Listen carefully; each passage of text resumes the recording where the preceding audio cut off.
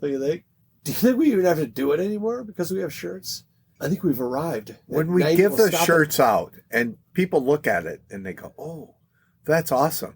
Do they really think it's awesome, or are they just doing that to appease us? Oh, I know. Excuse me. We've given away 3 shirts so far. Has anyone said that's awesome? Sarah did say that. Really? She said that's so cool. Was she looking in your eyes or slightly over your head? I'd have a lot more respect if she was looking over your head. Hey, those are great. Well, when her eyes rolled, they went over my head. Oh, so she really liked them. That's really cool. Oh, like that. Yeah. Not in a good, not eyes roll back in a good way. No. I gotta quit serial killing. That's my favorite. Oh, I spilled here. Oh, I got this shirt. That'll clean it up. Yeah, that's it. Right. We'll show up next time. And some people had just left and paid their bill, and she'll walk up and wipe off the bar with that shirt. Hey, what can I get you, boys? Is that what you're getting at? Didn't we just give that shirt to you? Oh, yeah. I don't know. It really is great. This thing absorbs way better than the other podcasts that Newt sponsors. Newt's? What is Newt's? Maybe we should start the episode. Maybe we should.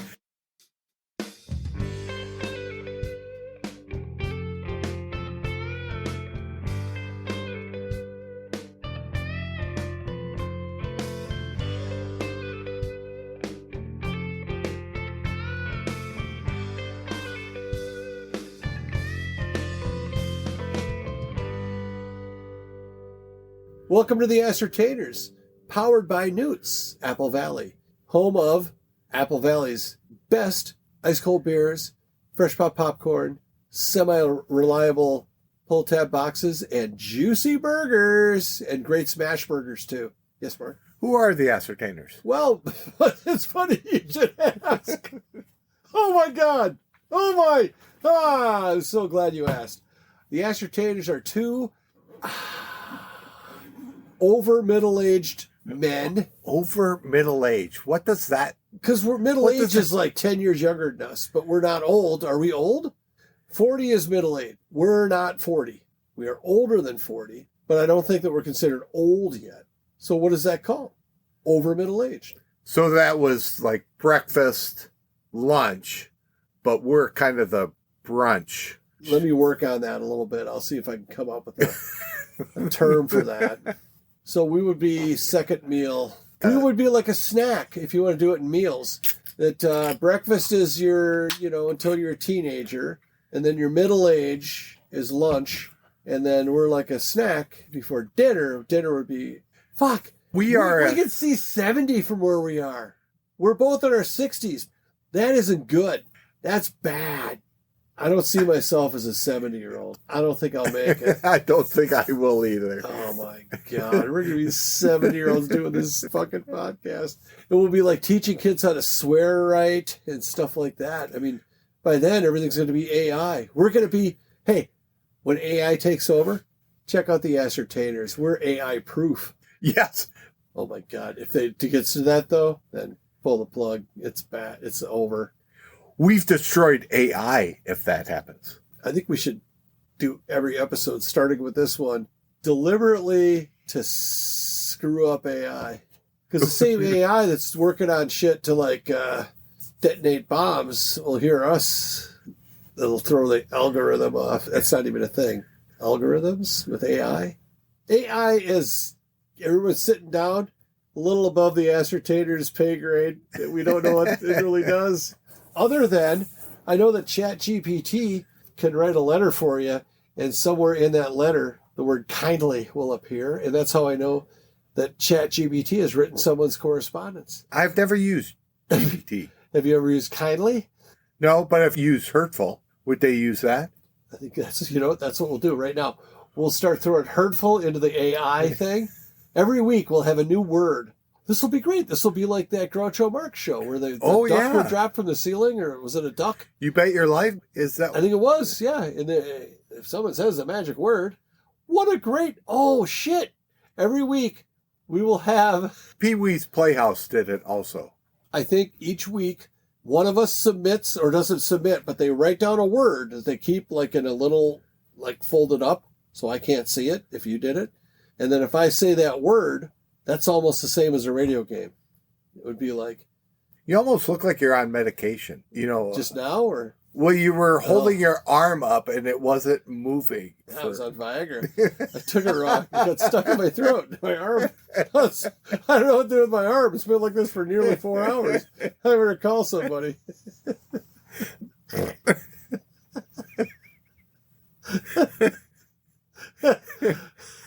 I've told this before, but it's the guy calls his veterinarian and he goes, I've had an erection for more than 4 hours. And he goes, hey, buddy, you should be calling your doctor, not me. I'm a veterinarian. He goes, I'm calling everybody.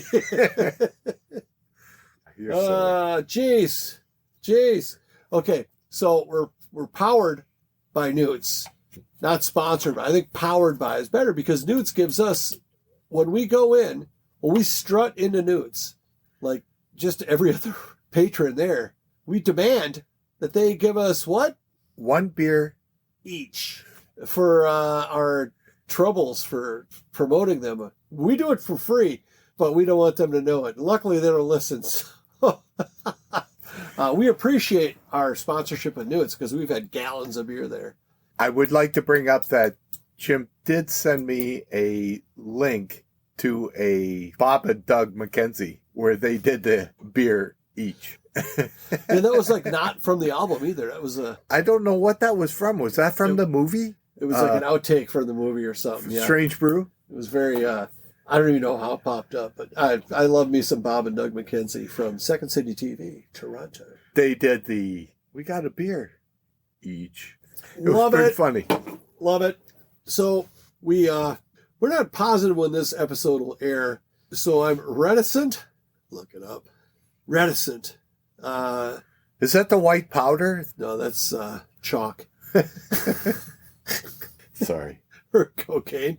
Scrotane. No, I am...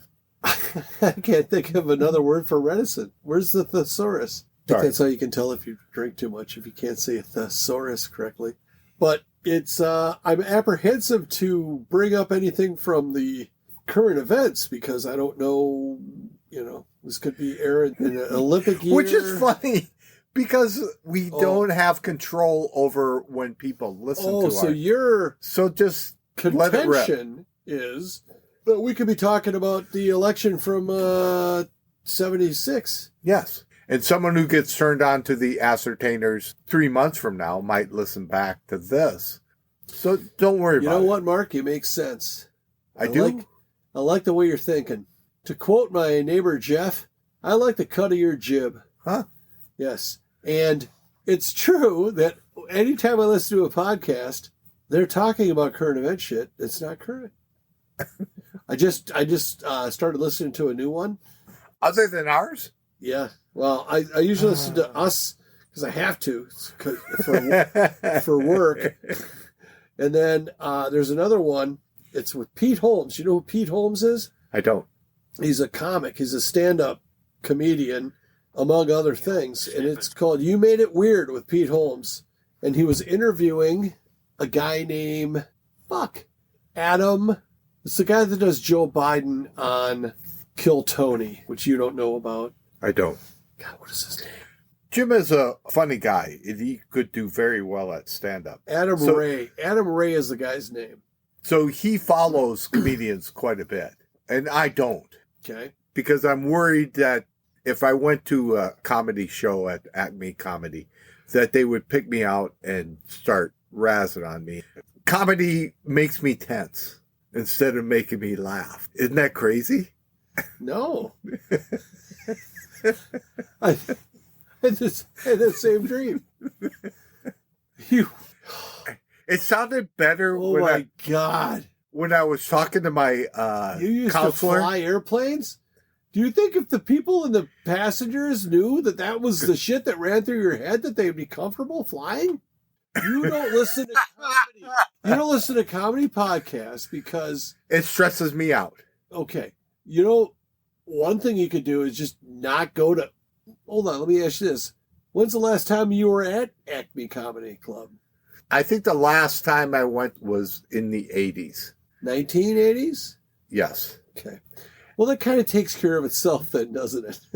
And I got called out. You did not. I did. Talk to me. I've known you 20 years. I don't remember what it was, but it was, they ask you a question. I tried to stay silent, and then they ridiculed me about staying silent. And I said, I don't know. I threw out something, and they just razzed me. And I'm there on a date, and I just look bad. Were you like the lady on when Bill Murray was the lounge singer? And he walks up and goes, "Hey, what's your name there, Muffin?" And she goes, "I don't want to tell you." She's like, "Come on, loosen up." She goes, "Mrs. Smith." It's like, oh. Anyway, so that's why you don't listen to comedy podcasts, which weren't invented yet, because you think that'll happen twice in your life. I was called up by a comedian once because I was very deep into it, and the waitress came by, and I ordered. I remember what it was. It was like a blackberry porter beer, because I never had it before, or some kind of fancy beer like that. That's a very good memory. Well, it was quite, I think I'm still burping it after 30 years, but I ordered it during I told the waitress during a pause in the guy's delivery. Oh, and everyone heard it. Everyone heard it. And then the guy says, "Where did this guy learn how to whisper? In a fucking sawmill?"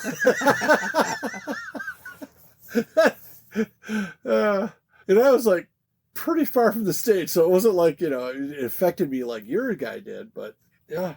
But you probably handled it well. Well, there's no handling it. Everyone laughed, and then it went away. But if you get uncomfortable in front of a comedian, then here's the thing: is I'm not uncomfortable. So we saw, who's the last guy we saw? And this is not, no offense, T.J. Miller, but yeah, we saw T.J. Miller a couple years ago on Chris's birthday, and I kind of greased the tour guy, which works. We got right on side stage.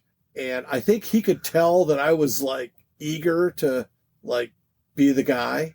And that's, to me, I think is repellent to the comedian. They want the guy that is like looking down. They want the guy like me who looking doesn't around. That's like, don't fuck with me. And because they're so much fun to mess with. So yeah. Anyway. Yeah, I guess I don't know what it's like to walk in those moccasins, Mark, because I didn't know that he was, the more I learn about him, I think he's a funny guy. I guess people that know him, he's a bad guy. Apparently he's a bad guy, like in real life. Which is sad, because I always thought he was funny in this. He seemed like the people's comic is kind of what I got out of it before. And I know he sells like stuff. I bought some T.J. Miller peanut butter. He sells peanut butters and hot sauces in a show. How's that for random? How was it? This is delicious bass. Oh, it's T.J. Miller caught it. No, it was good. It was like gourmet shit. It had his label on it or whatever. It's just like Skippy, and then he put his label over it. It was good. It was had different flavors. One of them was like I don't know, probably just fucking Nutella, but and his show was okay. But yeah, the thing is though, it's like the what's the short of dozens? What was the next? The singles of people that listen to us, they think we're funny. They don't know that we're just crap, trash people. Actually, I don't think you're a trash person. Thank you. I cover it well.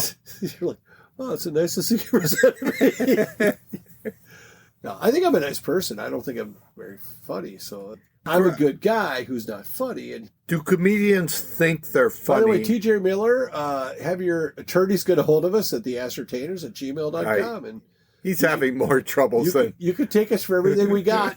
And once Mark finishes his beer and I finish mine, we got nothing. So, except maybe a T-shirt. We'll get you a T-shirt. Do comedians think they're funny?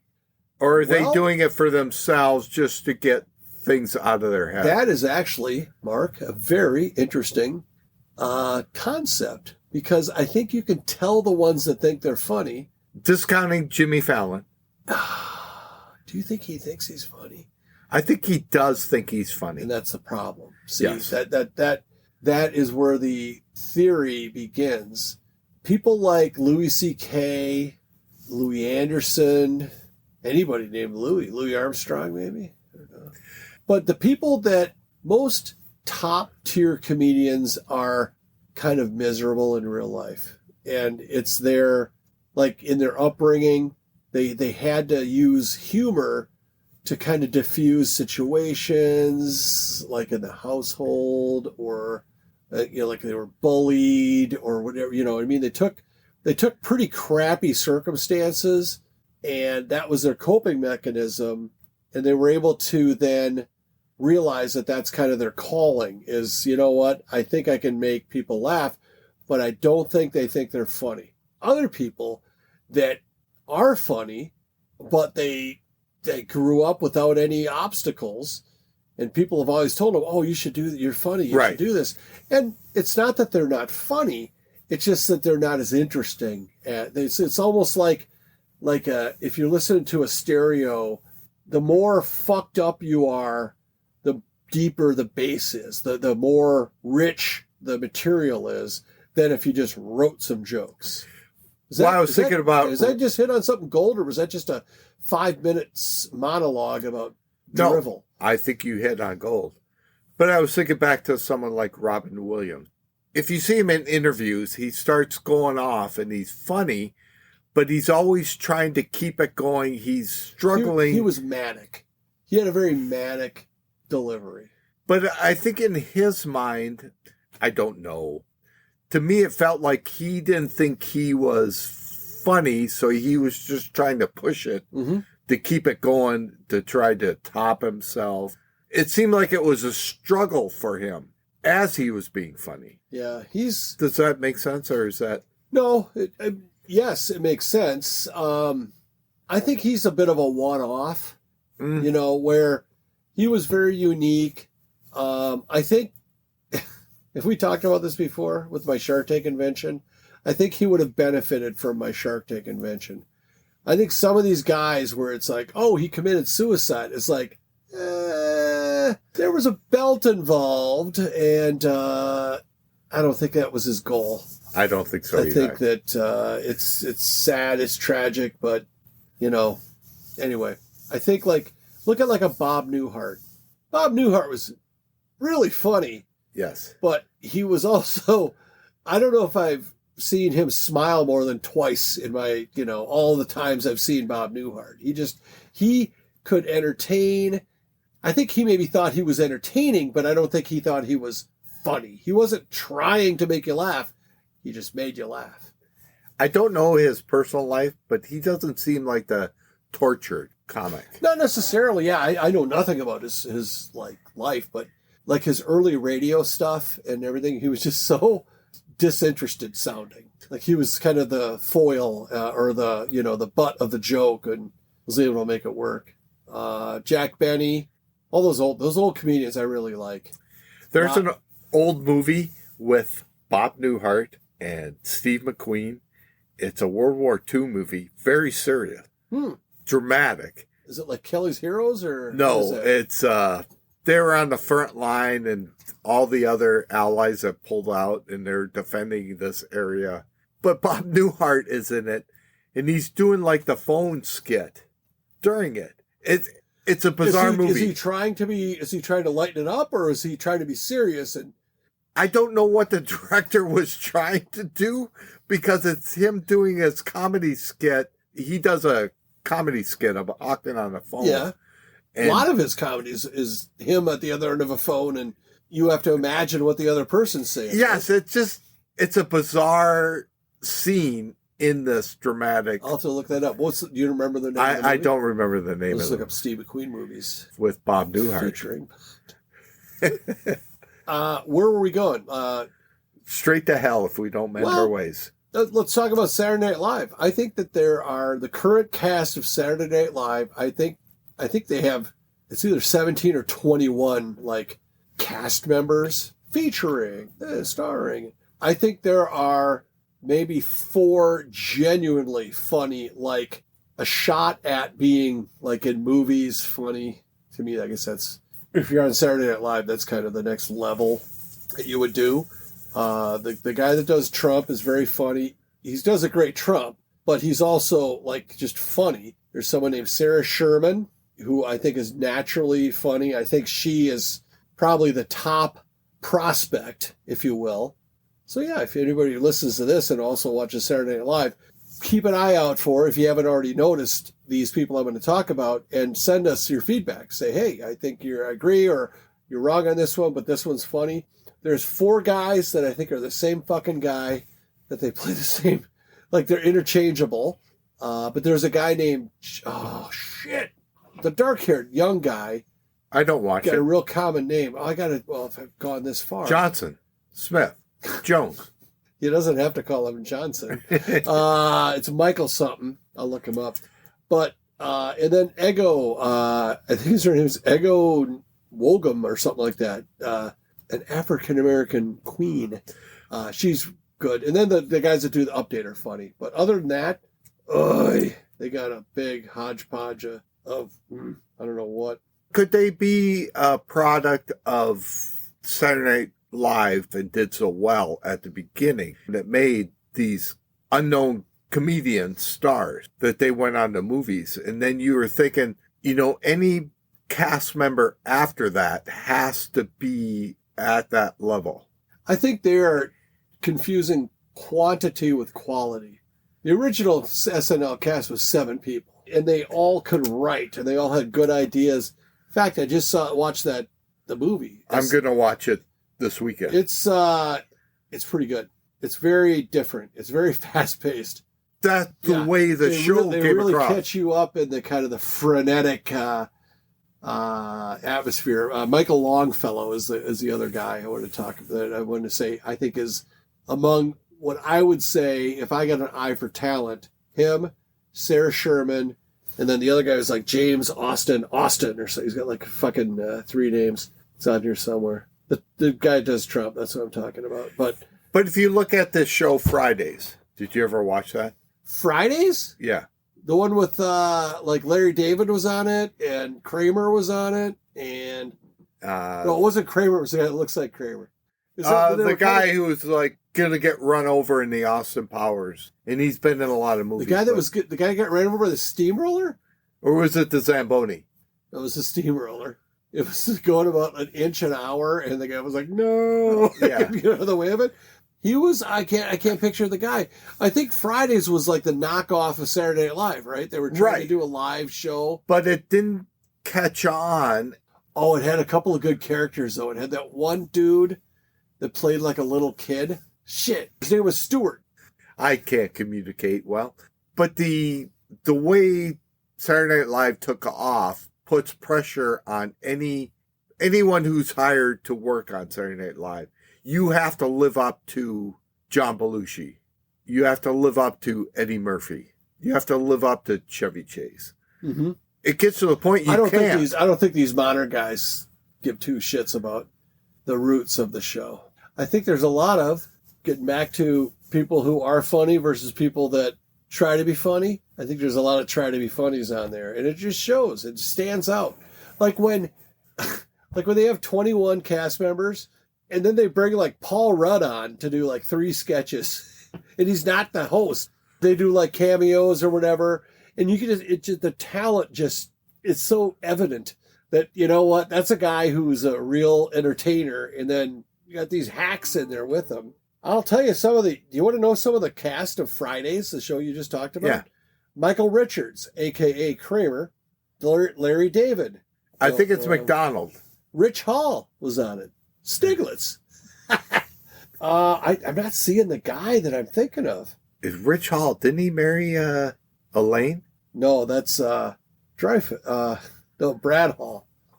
Julius Dreyfus. She married her brother. Richard Dreyfuss? From Jaws? I hate that fucking guy. It must be Mark Blankfield. That must be the guy. We might be talking about a different show altogether. If you have an idea what I'm trying to say, we have an email at TheAscertainers@gmail.com and say, Mark, I'm here to bail you out. Please do, because I can't. And here's a T-shirt for helping me. Yeah, we'll give you a T-shirt. Send in the answer. Send in you're doing terrific, Mark. And then, roll your eyes emoji. And then give us your shirt size and a public place where we can leave the shirt because we don't want to know where you live. Did we do the radio game yet? Oh, no, we haven't. I feel like we probably should. I think that this one, if you thought the last one was bad, buckle up. I think this one is, it's not much different if you asked me. All right, radio game is a fun little game. Is the jukebox on still? It is on now. It's a fun little game that you'll only hear here. You can spell here 2 different ways. Trademark Ascertainers. Pat Penny. Powered by Newt. All right, radio game is a game where Mark and I will each list 4 bands. 2 of the bands will be stuff you've probably heard of, and 2 are going to be a little more off the beaten path. Once those 8 bands, collectively, are announced, we will turn on our little jukebox, our little private jukebox. What's up? And put an earbud in, and if one of those artists is playing on KQRS, KQ92, Minneapolis, St. Paul, classic rock, then one of us will be the winner. There is a pot. There is a financial interest in this game, and it's up to $77. Why is it an odd number? Thanks for asking, because I won a few weeks back, and I thought, I'm just going to take $1 as a trophy. And you know what I did with that trophy? And I would lead the rest in for our next guest to win. I think Mark's of a similar spirit that we're not here to make money on our own game, but we juice the pot. And at some point we might buy more T-shirts with the pot if no one wins, because we have T-shirts. I'm not sure if we mentioned that 5 times yet. T-shirts? Barely knew her. Do you want to go first, or do you want me to go first? Go ahead. Okay. My more known bands are Tom Petty, includes the Wilburys, and the one he did with Stevie Nicks. I've listened to this song this week. Woman in Love? She's a Woman in Love. Tom Petty. But not Pretty good me. song. Is there a girl in there too? Just not with me. Oh, it kind of sounds like on Forgetting Sarah Marshall, his Dracula one. Exactly. Die. I can't. All right. Can't. Anyway, so Tom Petty and Pat Benatar. Who do you got for your mainstreamers? This is very bad. Van Halen with David Lee. Oh, do we have to declare that? I thought it was just AC/DC that we had to declare. No, Van Halen also. You're going with who? David Lee. Early Van Halen. And Led Zeppelin. Jesus Christ. I don't like to pick these bands, but we're doing a second episode tonight. By the way, I think we could put Journey back on the table, because remember there for about a year, it was Journey every week. It hasn't been played. I know. Journey's back in the play. What do you say? I agree. Pinky swearing when bite your thing where you bite your. Do you ever do that where you bite your pinky and then the other guy does too, and then you bite the fingernail, and then when the two go together and you pull back, it hurts like hell. You bite the pinky? You go like this. Oh, I thought you bit the. No, it's pinky, not. Oh, you call it pinky? Well, I know it's about the size of a pinky, but all right. So I got Tom Petty, Pat Benatar, and then I'm going to add to that the Hooters and Simple Minds. Last episode, I was talking about bands that were supposed to be big but didn't really make it. So I'm going to do Big Star and the Replacements. Ooh, very close in the influence category. But there were 2 bands that other bands thought they were awesome, but they never did make it mainstream. I think it's Yes. It's Yes. It's what song is it? It's Leave It or something. One Down, One to Go. What the hell's the name of that song? One Down, One to Go, another ticket, another show, something like that. Isn't it One Down, the name of the song? Could be. Let's call it that. Speaking of calling it that, this episode is almost over. Is there anything else you'd like to discuss? No, you don't like comedians. I can't believe you don't like comedians. Is it because of that one time when you got mocked at a comedy show? Oh, he's getting real quiet. He's starting to get in the fetal position under the table. Yeah, this is bringing up some... He's bringing his microphone with him, though, which is great because the sound clarity is exactly like he's still sitting at the table. Let's go on. You're so mad. I think I hit you with a... I'm not a comedian guy. It's just, ever? Is it because you think you're funnier than them? Yes. Okay, that makes sense. That checks out because you're hilarious. I'd pay to see you on stage. I think it'd be hilarious. I think it'd be funny as hell. Not this week. The Pro Bowl is this week, but the week after is the Super Bowl. Well, let's talk about the Pro Bowl for a quick sec. Is there an actual game anymore, or is it just a flag football game? It's a flag football, and then they do so skills. The game, there's not a Pro Bowl game. The game is the flag football game, which is smart. It's the beginning of the end. I think it's going to be fucking flag football in 10 years. It'd be rugby. 10 years, there won't be football. Heard it here first, people. I'm a big fan of going back to rugby, having professional rugby teams. What's cooler? What's funner to watch, rugby or Aussie football? Well, Aussie football is fun to watch, but it doesn't make sense. Like American football? There's a lot of downtime. Well, there's downtime, but just all the scoring, like combinations. You can score 6, you can score 3, you can score 2, you can score 1. Am I missing any? That's all of them. But still, it's like if I knew cricket, you ever watch fucking cricket? Cricket, it makes no sense. Well, yeah, but it's like the most popular sport in the world, next to soccer. I can't even say that. Soccer is at a high level is fun to watch, but shitty soccer is really, it's got to be like listening to this podcast, I'm guessing. Soccer is a lot of, he passed the ball. He passed the ball. Some of the announcers, though, he passed the ball. Some of the announcers are spitting gold as far as for sure the people that like do the pregame, like the commentator guys, like, the Fox guys before the NFL game starts. They got like 6 guys sitting at the fucking table. Actually, it's like 8 or 5. I don't think they get nearly enough guys to fucking analyze a fucking football game. But some of the guys that before a soccer match or whatever, oh, there's some really funny fucking, and they're just ruthless. So that's fun. But I wonder, are the play-by-play guys? I mean, there's so much time together. You would think, like, if you and I called a soccer game, you'd think at some point we wouldn't be talking about soccer. We would be giving each other shit, or we'd be making fun of the players, or that kind of stuff. We would be doing like a Vince Scully type commentary. You know what I mean? I think, you know what? Maybe we do that. Maybe one time we wait till it's a World Cup. I'll take a day off. And like when it's a World Cup game from like the other side of the world. And we'll just call the game. Yeah. And it's on at like 3, it's on like say at 7 a.m. And we'll start having a couple and just drink until the game's over. But we won't know when the game's over because nobody does. Right? That's right. The most fucked up part about soccer. It's like, yeah, we'll decide. We'll tell you. We'll let you know. Now they're in extra minutes. We think it's 3 more minutes. Oh, what kind of extra minutes? Well, these are injury minutes, and these are jury duty. I mean, there's so many extra minutes. I don't know. I'm good soccer, but I think it would be fun because the game is so slow to just try to start calling it as a serious game, and then to see how long we could last without just melting down. A lot of people think that's what happens every week on this show. Yeah, we melt down quite a bit. But rugby is a continuous. In the ass. I know that you have to touch the ball down in the end zone or something. That's what it's called, a touch. And there's a scrum.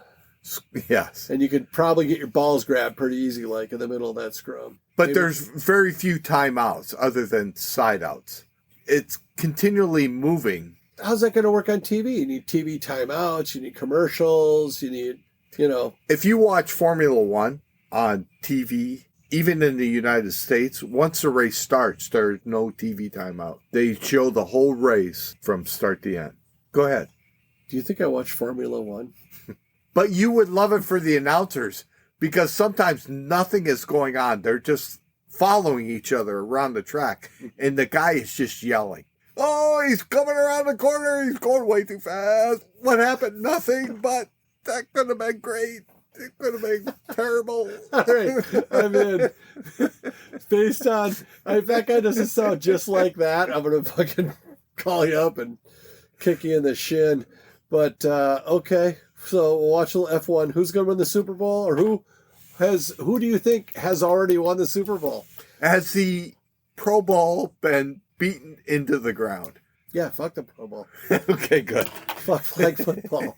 I go and watch flag football.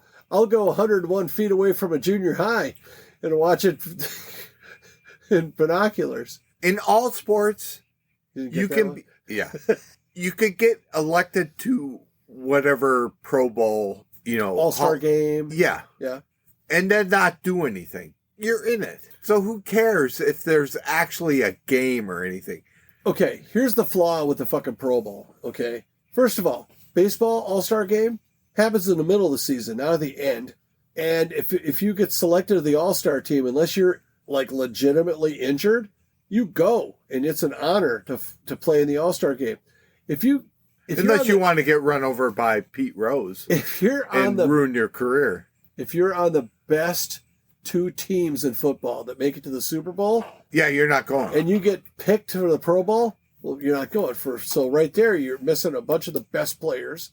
And then the other ones are like, I could go to Hawaii any day I want. It's not like a thing anymore. Back in the day, it was probably a thing when Don Shula got fucking... But they don't go to Hawaii anymore. Oh, where's it now? Florida. Who...